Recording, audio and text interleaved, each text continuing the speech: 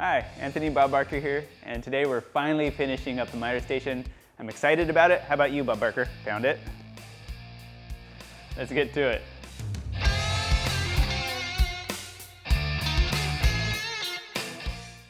All right, so I do want to mention before I got started on this entire project, I did see how wide my miter saw was itself and made sure I spaced my two cabinets accordingly. And so then I had the measurement of what that space is to cut out this platform here. So just like the other ones, we're just going to go ahead and laminate it together, just put a nice thick chunky piece there and use the router here to get it all nice and flushed up, and the front trim piece to match the other ones as well. And this piece had a bit of a bow in it, and it was kind of moving a little bit on me, so I just went ahead and grabbed my clamps. That way I can get it really well secured in place, make sure it's right where I want it before I use the brad nailer to fully secure it. The next step is to cut out some supports where the platform is going to sit on, and I just had some scrap 3/4 inch plywood that I just figured I'll just use that. And then I used my crosscut sled just to put an angle on the front of it. This was purely for aesthetics because you can see the front part when it's mounted, so I wanted it to look a little bit nicer. So I put a 45-degree angle on there. I'll be screwing these straight into the side cabinets, but I'm going to use the pocket holes to attach it to the top. So I marked out a nice level line of roughly where I need it there, and then I just put 2 quick screws just to hold it in place until I adjust it later. Did the same thing on both sides. Next, we're going to prepare the top. Now I do want to have the desk collection come from the back of it, so we're just going to use this hole saw here just to make a spot big enough for the tubing to go through. And of course you can see Bob Barker there keeping an eye on things, making sure I'm doing a good job. So after we got that cut out, we're going to just draw some lines from the edge of the circle there to the back, and then we'll use the jigsaw just to finish cutting that out so there'll be enough space for all the tubing or anything else I need to run through there. And I did this purposely just because at the time that I was initially making it, I was kind of debating how I was going to set up my desk collection, so I just wanted to make sure I had as much options as possible. So now that the platform is ready, we can go ahead and slide it into place and get our miter saw set up. And when I did it, I made sure to err on the side of making it a little bit too low just because I figured it'd be much easier to adjust it up. So I used those clamps you can see to the countertop and underneath the platform, and I just tightened that up just to get it right exactly where I need it so everything is nice and flush. Then I take out those screws and I re-screwed it into the wall where it's right where I need it. And then once I have it there, then I just go ahead and just use the pocket hole screws to fully secure the top, and then some extra screws to make sure that those supports don't move. So with the platform done, I want to make sure that the miter saw exactly where I want it. So I'm checking to make sure it's square with the front and evenly spaced between the two cabinets. So once I got it right where I'm happy with, I just screw it down into place to make sure it doesn't move. And now that that's there, I can kind of figure out right where I want those T-tracks to go. So I just went ahead and removed the miter saw because it's in the way to do this. And I set up my track saw guide to use to do these dado grooves in there. So I did one that's deep enough for the T-track, and I use this little piece of backer there. You can see there's a little bit of tear out, so I'd much rather have it on this scrap wood than on the countertop itself. Then we did a second pass at a much more shallow depth just to the side of that first groove, and that's going to be where my tape measure is going to be inset. So next we're going to go ahead and put these T-tracks into place. I just make sure to line it right on the edge of the countertop, kind of pound it into place, and then just use a bunch of screws just to get it nice and secure there where it's never going to move. And the pieces I got came in 4-foot sections, so it wasn't long enough to do this entire top, so I had to cut it down with the miter saw to the right size, and then I can go move that and finish up the rest of the track there.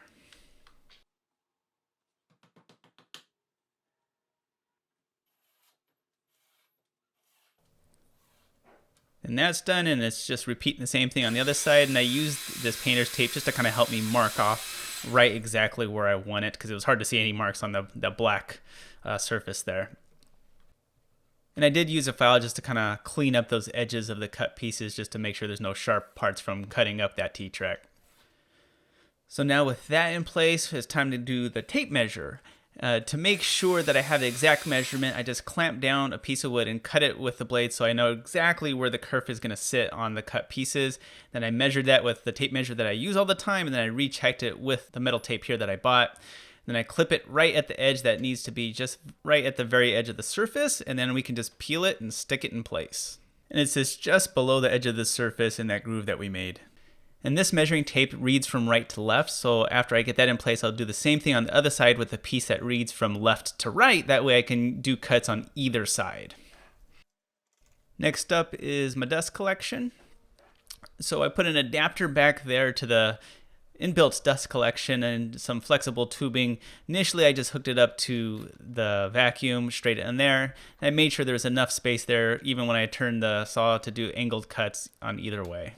And next, since I kind of messed up here a little bit, I thought I'd be able to run the power cords just to the side, but it turns out there wasn't enough space between my pieces and the railing, so I had to cut out a piece so it can come down. Then I'm setting up my automatic vacuum switch right here because I always forget to turn it on. So both the saw and the vacuum will connect to this. So whenever I use a saw, it'll automatically turn on the vacuum for the dust collection, which is huge for me because then I don't have to worry about it spraying in my face anymore. And if you're interested in any of the tools or the accessories that I use here, there are links for them down below.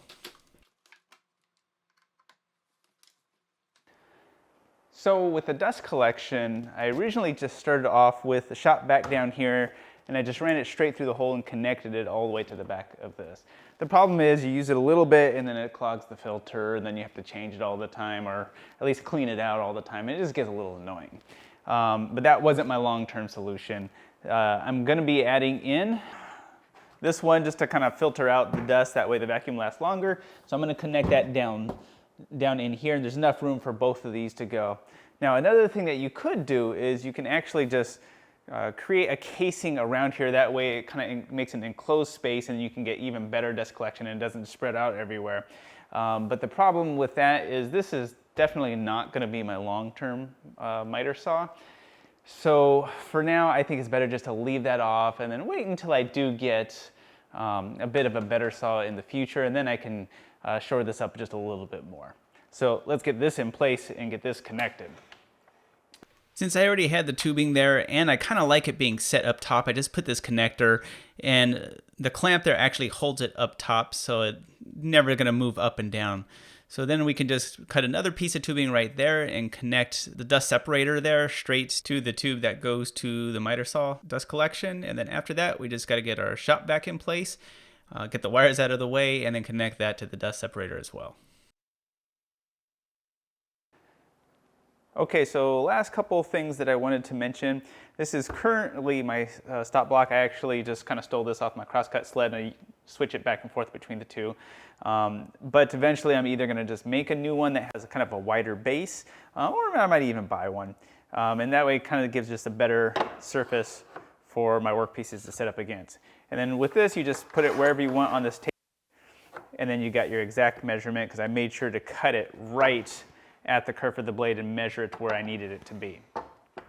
Now also, the measurement starts just under 12 inches. So anything that you need cut below that, you can't use this part. There's a couple solutions to that.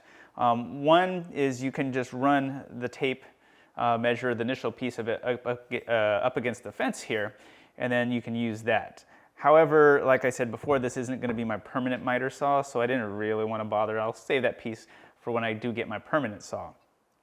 So what my solution is, I cut this piece of wood down to 12 inches exactly. So then I can take whatever measurement I need from my cut and then add 12 inches to it. Then I can set my stop block wherever that needs to be, put this there, and then with this in place, then I put my workpiece right up against this, and then I got my good reliable cut. All right, so that's the build. We finally got this thing complete, and we've actually used it on a few other projects, and it is so much nicer. What do you think, Bob Barker? Do you like it? High five? Yes, good boy. All right, and I did want to mention that we do have detailed build plans for this entire miter station, as well as the individual sections. So if you're interested in those, check out the links below. And if you like what we're doing, go ahead and give us a subscribe. Leave us any comments on what you think about our builds. We'll see you guys in the next one.